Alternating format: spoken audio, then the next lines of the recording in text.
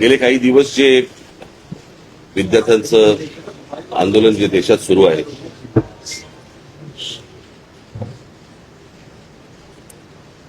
आणि ते कशा प्रकारे चिरडण्याचे पण प्रयत्न सुरू आहेत हे देखील आपल्याला समजतंय. खरं तर ते संपूर्ण आंदोलन हे शांततामय पद्धतीने सुरू झालेलं आंदोलन होतं आणि ज्या प्रकारे आज केंद्रातनं ज्या प्रकारचा दबाव त्या मुलांवरती आणला जातोय, मुलींवरती आणला जातोय, त्यांना ज्या प्रकारे मारलं जात आहे आणि त्याचे सगळे परिणाम हे संपूर्ण देशभर उमटत आहेत. तसेच ते महाराष्ट्रात देखील उमटत आहेत, तसेच ते मुंबईमध्ये देखील उमटत आहेत. तुम्ही सगळेजण बघताच आहात. खरं तर ही साधी गोष्ट होती. या सगळ्या प्रकरणामध्ये आजपर्यंत भारतीय जनता पक्ष ज्यावेळेला विरोधामध्ये होता, विरोधी पक्षामध्ये ज्यावेळेला होता, त्यावेळेला त्यांनी अनेक मंत्र्यांचे राजीनामे मागितले होते. मला आजही आठवते की त्या रजा अकादमीच्या विरोधात ज्यावेळेला मी मोर्चा काढला होता त्यावेळेला आम्ही मुंबई पोलीस कमिशनरांचा आम्ही राजीनामा मागितला होता, त्यावेळेला अरूप पटनाईकांचा, आणि त्याच्यानंतर त्यांना पदावरनं बाजूला करण्यात आलं होतं काँग्रेसच्या काळात. मुंबईमध्ये ज्या वेळेला ते कसाब वगैरे सगळे आलं, 26/11चं प्रकरण झालं, त्यावेळेला आर पाटील असं म्हणाले होते की बडे बडे शहरों में छोटी छोटी बातें होती रहती है. या एका वाक्यावरनं त्यांना गृहमंत्री पदावरनं काढून टाकण्यात आलं होतं. आणि साधारणपणे पदाची ज्यावेळेला तुम्ही जबाबदारी घेता त्यावेळेला पदामधनं आलेल्या अपयशाची देखील जबाबदारी ही तुम्हीच घेतली पाहिजे, हीच खरी तर मागणी आहे. आणि हीच मागणी होती या मुलांची की हे काय पहिल्यांदा नीटचे पेपर फुटले नव्हते. ही मला असं वाटतं तिसरी वेळ आहे. नीट परीक्षा ज्या वेळेला आणल्या, ज्या वेळेला त्याच वेळेला आम्ही विरोध केला होता त्या गोष्टीला की असल्या केंद्रीय पद्धतीने तुम्ही या परीक्षा घेऊ नका. पण ते सत्ताच एवढी होती की त्यावेळेला कोणाला ऐकायची त्यांची तयारी नव्हती. आजही नाहीये. आणि आज प्रश्न असा आहे की आज राजीनामा धर्मेंद्र प्रधानांचा मागायला सुरुवात झाली होती, परंतु आता प्रश्न असा आहे की ज्या प्रकारे मुलांना मारलं गेलंय, आता हा प्रश्न प्रधानांपुरता मर्यादित न राहता पंतप्रधानापुरता पुढे गेलेला आहे. आणि त्याच्यामुळे गृह खातं आणि आज पंतप्रधानांनी आज काहीतरी ट्विट केलंय, पण त्या ट्विटला काही अर्थच नाहीये. खरं तर ह्या लोकांना बोलवून जर समजा त्यांच्याशी चर्चा केली असती आणि तो विषय जर नीट समजून घेतला असता तर एवढं प्रकरण पण झालं नसतं. पण मला काही समजतच नाहीये की या सगळ्या गोष्टींचा एक सरकारी सत्तेचा एक जो उद्दामपणा जो आहे हा कशासाठी आहे. म्हणजे हीच गोष्ट आपण, मला असं वाटतं की त्या शिखांचं ज्यावेळेला शेतकऱ्यांचं आंदोलन झालं त्यावेळेला देखील कोणाला ते भेटायला तयार नव्हते. ते पण तसंच त्यांनी मोडायचा प्रयत्न केला. मणिपूरच्या वेळेला पण देखील तेच प्रकरण झालं. आता अनेक आंदोलनं ज्यावेळेला होत आहेत, आज ग्रामीण महाराष्ट्रामध्ये अनेक आदिवासींची आंदोलनं होत आहेत, तिकडे लक्ष द्यायला वेळ नाहीये. म्हणजे कसला हा, ही कुठली सत्ता आणि हा कुठला सत्तेचा बाज. ती मुलं असं काय मागत होती बरं? नीटची परीक्षा द्यायला किती कष्ट असतात, किती त्रास त्यांना असतो हे त्या मुलांना विचारा एकदा. माझा एक जुना व्हिडिओ तुम्हाला आठवत असाल, तर मी कुठेतरी तो व्हायरल होताना दिसतोय की ज्यावेळेला मी पंतप्रधानांशी मी बोललो होतो नीटच्या परीक्षेबद्दलच, आणि मी त्यांना त्यावेळेला सांगितलं होतं आज शेतकरी आत्महत्या करतायत, उद्या हे विद्यार्थी आत्महत्या करतील, आणि तेच झालं. आज ही मुलं आत्महत्या करतायत आणि त्यांचा सगळा जो राग आहे आज त्या विद्यार्थ्यांबरोबर इतरही लोक आज या आंदोलनामध्ये आज आलेले आहेत. आणि मला असं वाटतं की हा एकूणच सिस्टीमच्या विरोधातला राग आहे. ज्या प्रकारे आज देशामध्ये गोष्टी सुरू आहेत त्याच्याबद्दलचा राग आहे आणि तो राग सगळेजण व्यक्त करतायत.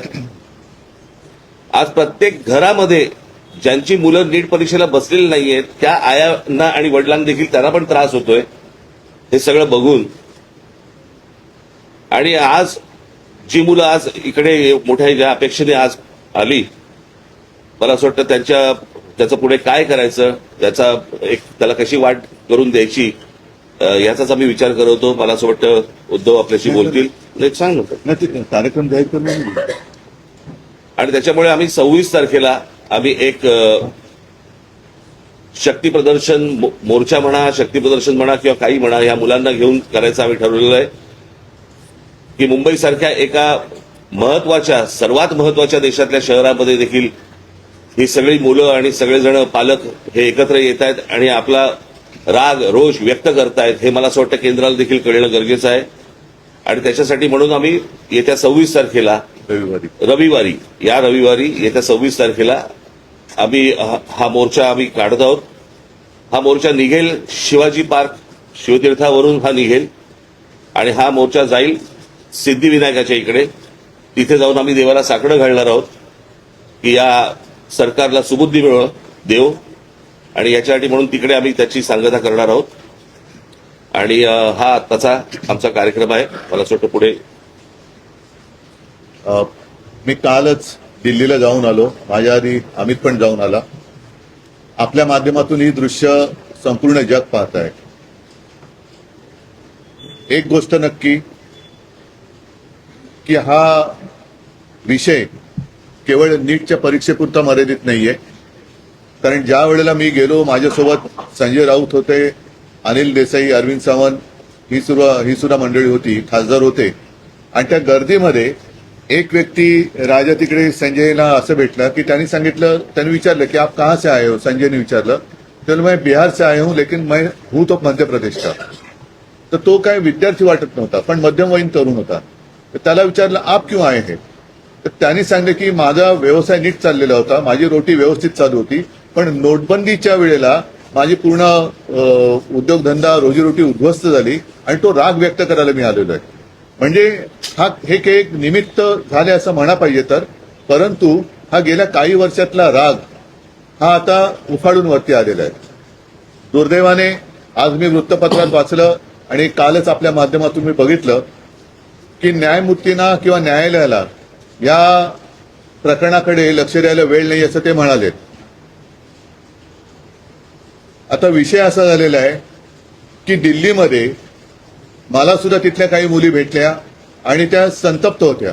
त्या सांगत होत्या की आमचे कपडे फाडले गेले, वाटेल तसं मारलं गेलं, काही ठिकाणी तर लाठ्या काठ्यांना खिळे लावून, गजलेले खिळे लावून मारलं गेलं, डोकी फोडली गेली. आणि काल एक व्यक्ती जी महिला म्हणजे मुलगी जी अत्यवस्थ होती, मला कल्पना नाही आता तिचं येता येताना वाचलं की आता आहे की नाही मला माहिती नाहीये.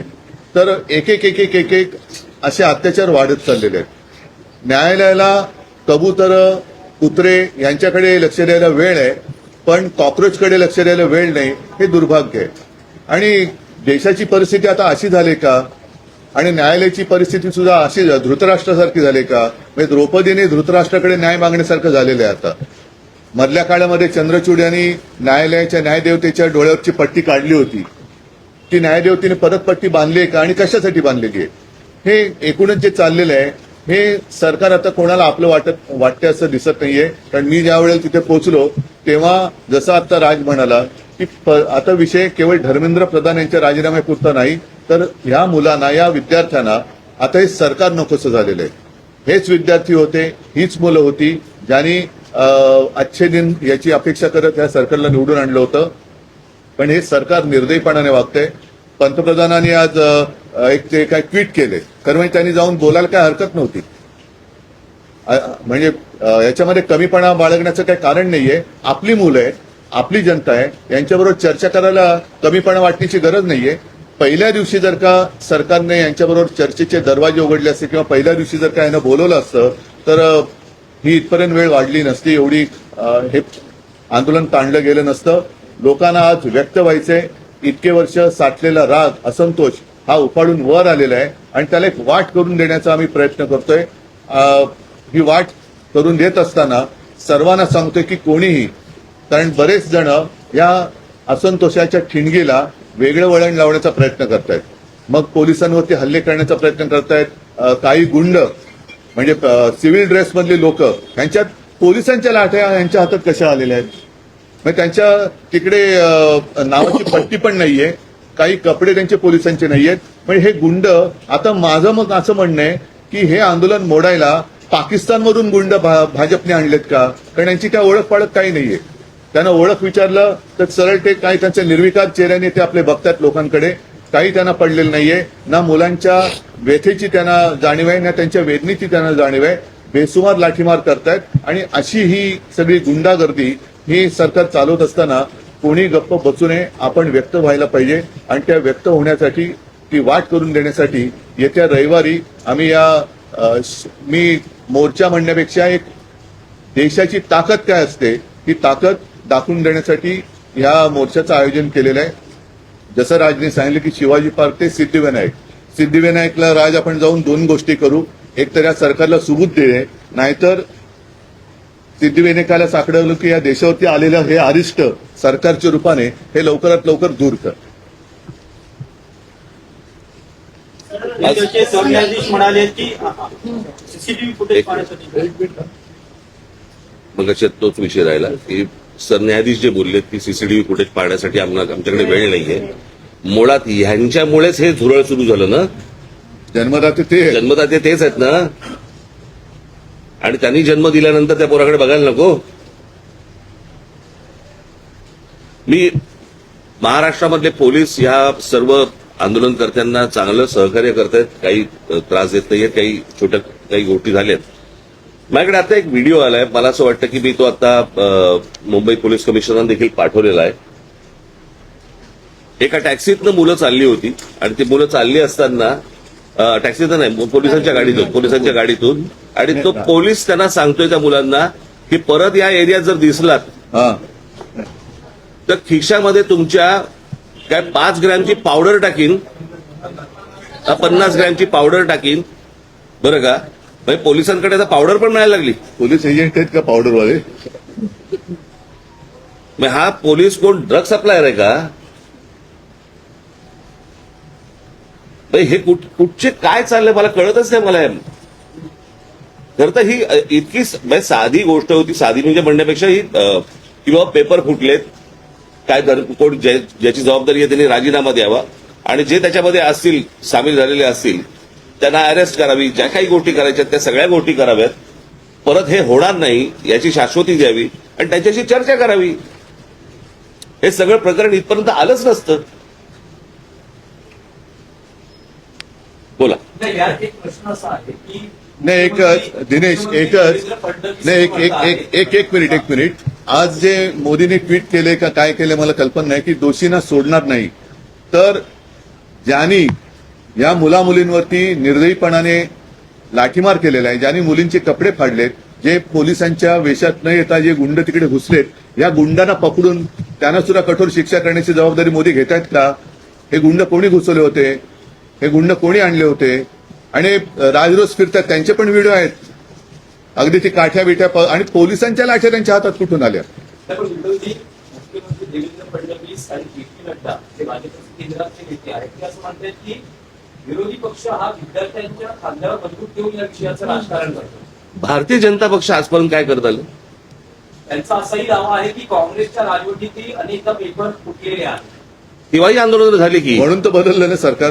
त्यावेळेलाही आंदोलन झाली, त्याच्यानंतर सरकार बदललं, ह्यांचं आलं. हे ते तसे आहेत म्हणून ह्यांना आणलं, हेही तसेच. म्हणजे ते सांगतात की सरकार बदला आणि विद्यार्थ्यांच्या खांद्यावरती बंदुका विरोधी पक्ष ठेवत असतील तर विद्यार्थ्यांच्या छातीवरती बंदुका तुम्ही का रोखतात? नाही, आणि दुसरी गोष्ट त्या अण्णाच्या टोप्या घालून कोण फिरवते? त्यांचीच माणसं होती ना. अण्णांकडे एवढी माणसं नव्हती. आणि ह्याच्यामध्ये परत ह्यांनी काही चुका केल्या की त्याचं राजकारण नाही करायचं. आणि हे ज्यावेळेला विरोधी पक्षात जातात त्यावेळेला सगळ्या गोष्टींचं राजकारण करणार. पण शरद पवार काल पंतप्रधानांना भेटले, त्याला जंतर मंतर म्हणतात. तेच आहे की त्यांनी तुम्हाला काही कल्पना दिली आहे का? कारण नाही, मला असं वाटतं विषयाला आता फाटे फोडण्याची आवश्यकता नाहीये. आम्ही सगळेजण आम्ही एक ऐका मला बोलू तर द्या. मला बोलू तर द्या. माझं म्हणणं काय आहे की जसं आज मी आणि राजा एकत्र आलेलोच आहोत, त्याच्या आधी सुद्धा मी सगळ्यांना आवाहन केलेलं आहे की ज्यांना देशाच्या भविष्याविषयी चिंता आहे.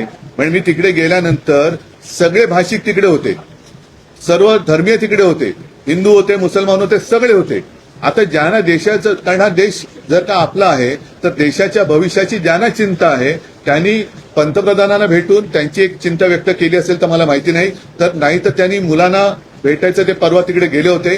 पंतप्रधानांनी आता मुलांना भेटण्याची गरज आहे आणि नुसतंच असं जर का ढकलम गाडी चालणार असेल तर काय उपयोग नाहीये. नाही त्यांनी नाही आता आपण जे म्हणालात आम्ही रविवारी मोर्चा जाहीर केलेला आहे, तर रविवारी जर का पवार साहेब येत असतील, अगदी नरेंद्र मोदी येत असतील, देवेंद्र फडणवीस येत असतील, येऊ द्यात. म्हणजे विरोधी कशाला?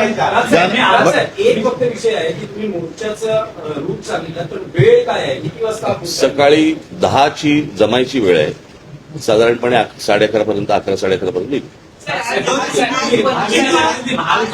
जाहीर झालेला आहे. जंतर मंतरवर पोलीस आपल्याला पाहायला मिळतात आणि मुंबईत देखील अनेक विद्यार्थ्यांना पोलिसांनी गाडीतून घेऊन पोलीस स्टेशन लावण्यात गेलं. आपण स्वतः काल विद्यार्थी आंदोलन जाहीर झाल्यानंतर आपल्या अनेक कार्यकर्त्यांना नेत्यांना नोटीस जाऊ शकतात, विद्यार्थ्यांची धरपकड. सवय आम्हाला, यासाठी सवय आम्हाला आमच्या नाही इकडे आता कळेल आता म्हणून मी म्हटलं ना की विद्यार्थ्यांच्या बाजूने कोण आहे आणि विरोधात कोण आहे. आणि प्रश्न असा आहे ना की प्रश्न सोडवायचा आहे का चिघळवायचा आहे, हे मला असं वाटतं सरकारने बघावं.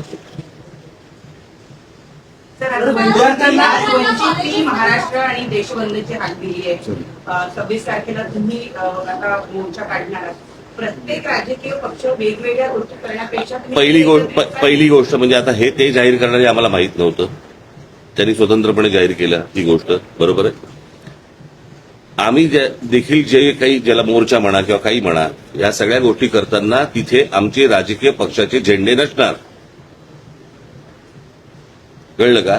तिथे जर कुठचे झेंडे असतील तर ते फक्त तिरंगे असतील, देशाचा झेंडा असेल, बाकी कुठचेही राजकीय पक्षाचे झेंडे त्या सगळ्या अख्यामध्ये कुठेही नसणार. आणि एक मिनिट, आणि आत्ता उद्धव सांगतात त्याप्रमाणे काँग्रेसशी देखील बोलणं चालू आहे, ते देखील सहभागी. काल माझं बोलणं झालं, राहुलजींशी पण झालं, मग सपकाळांचा फोन आला होता आणि त्यांनी पण सांगितलं की आपण एकत्रितपणे या गोष्टी करू.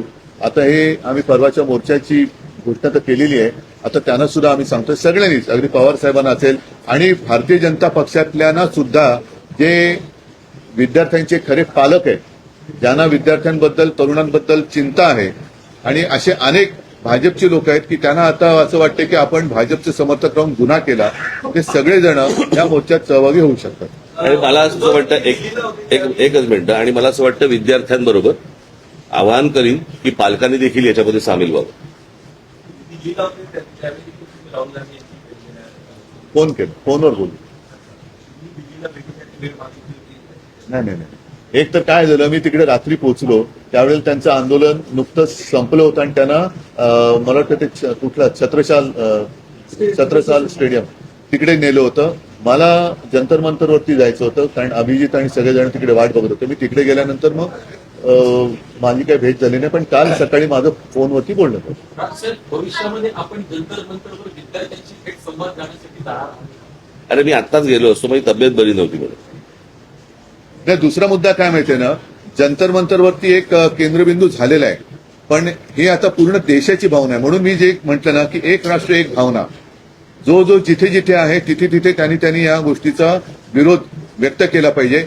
सगळेजण काही जंतर मंतरवरती पोहोचू शकतात, जाऊ शकतात आणि जाण्याची गरज आहे असं मला वाटत नाही. आज ग्रामीण भागात सुद्धा आंदोलनं होत आहेत, राज्यातल्या आणि देशातल्या अनेक शहरांमध्ये ही आंदोलनं होत आहेत. विद्यार्थी झुंडीच्या झुंडीने बाहेर पडतात. आणि कालच एक मी व्हिज्युअल बघितलं की एक तरुणी त्या पोलिसांच्या गाडीसमोर एकटी उभी राहिली होती, इथे बाजूला.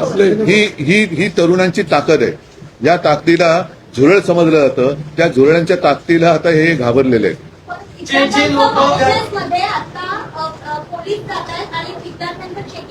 कुठे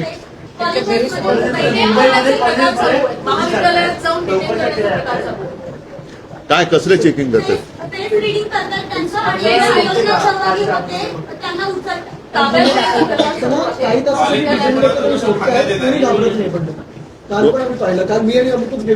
आता देश भीतीच्या पलीकडे गेलेला आहे. आणि काल सुद्धा मी तिथे ज्यांना भेटलो ना, एक तो तुमच्याच माध्यमातून बघितलं, तो एक मुलगा उभा आहे ना, मारो मारो मारो, तो नागपूरचा मुलगा आहे. तो भेटला मला, तो बोले काय करतील मारून मारून, काय करतील. आणि असं जगून तरी काय फायदा. म्हणजे हे लोक आता त्या भीतीच्या पलीकडे गेलेत. त्याच्यामुळे चेकिंग तुम्ही त्यांची मनं नाही ओळखली, शरीर किंवा कपडे चेक करून काय करणार, त्यांच्या मनात काय चालले ते ओळखा ना. ठीक आहे.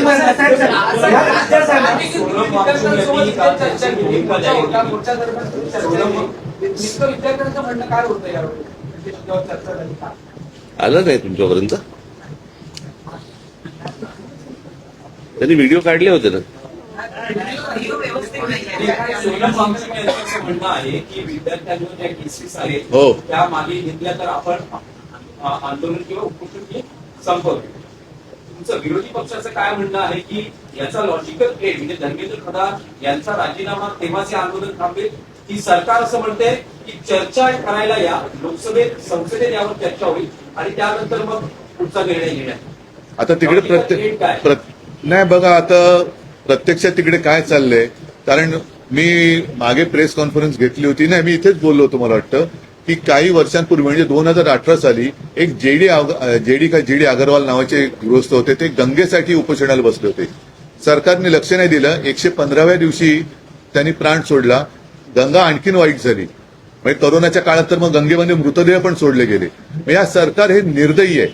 मी वांगचुकना त्यांना तिथून हलवण्याच्या आधी 1-2 दिवस आधी फोनवरनं बोललो होतो आणि मी त्यांना हेच सांगितलं होतं की आपण उपोषण सोडा, कारण उपोषण कोणासमोर करायचं, ज्यांना काहीतरी संवेदना आहे. या सरकारला संवेदना नाहीये. त्याच्यामुळे त्यांना असं वाटतं की अशी लोक गेलेली बरी, म्हणजे एकदा काय ते सगळं स्मशान शांतता होऊ द्या. पण तसं दिसत नाहीये. अनेक जण आता प्रत्येकाच्या मनामध्ये ही ठिणगी पेटलेली आहे. त्याच्यात तुमचा जो विषय आहे की धर्मेंद्र प्रधान, शेवटी मग जबाबदारी कोणाची आहे? जे जबाबदार आहेत त्यांना सोडणार नाही. मग धर्मेंद्र प्रधान पहिले जबाबदार आहेत, त्यांना का सोडताय? आणि धर्मेंद्र प्रधान पण कोणी एकेकाळी पेपर फुटीच्या विरुद्ध रस्त्यावर उतरले होते असं म्हणतात, जे आता विद्यार्थ्यांचं नशीब फोडतायत.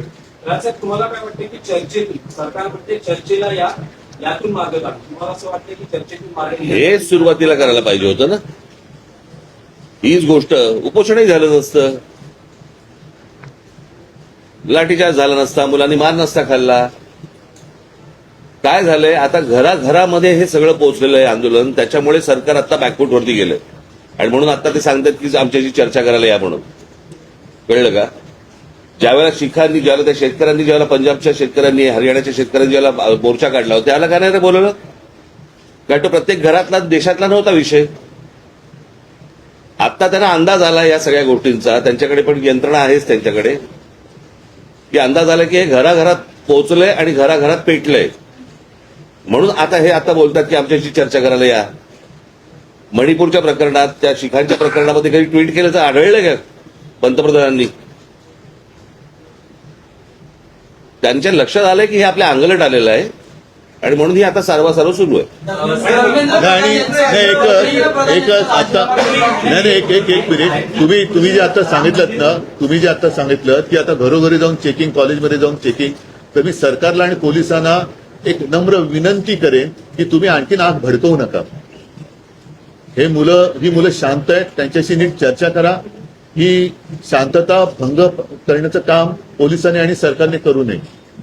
मुख्यमंत्र्यांना आजही शंका आहे, ते म्हणतात की अँटी सोशल एलिमेंट असामाजिक. आम्हाला पण शंका आहे की आता सरकारमध्ये असे कोण परकीय शक्ती सामील झाल्यात का की या मुलांना, देशाच्या विद्यार्थ्यांना चिरडण्यासाठी. आणि मी तुम्हाला सांगतो, 26 तारखेला जर असे कोणी घुसवण्याचे प्रयत्न केले ना, फटकावून काढणार. कळलं का? शांततेने मोर्चा असेल, शांततेने या सगळ्या गोष्टी होतील, याच्यामध्ये कुठचीही हुल्लडबाजी नसेल, काहीच गोष्टी नसतील. पण उद्या जर समजा दिल्लीसारखं इथे काही करायचा प्रयत्न केला, इथे काही करायचा प्रयत्न केला, आमची लोक सोडणार नाहीत. सर, हे सगळे उद्याचे मतदार आहेत, हे सगळे हा सगळा आक्रोश जो आहे मला वाटतं तर मतपेटीतून दिसेल. कारण आधी आपण हा विषय मतपेटीचा नाहीये. पहिली गोष्ट तुम्ही लक्षात घ्या, आता हा विषय मतपेटीचा नाहीये, हा विषय कुठच्या निवडणुकांचा नाहीये, हा विषय त्यांच्या न्यायाचा. कळलं का? उद्या परीक्षेला बसलेले हे सगळे विद्यार्थी विद्यार्थी आत्महत्या करतात, याचा अर्थ काय समजून घ्या ना. इथे मतपेटीचा विषय येतो कुठे?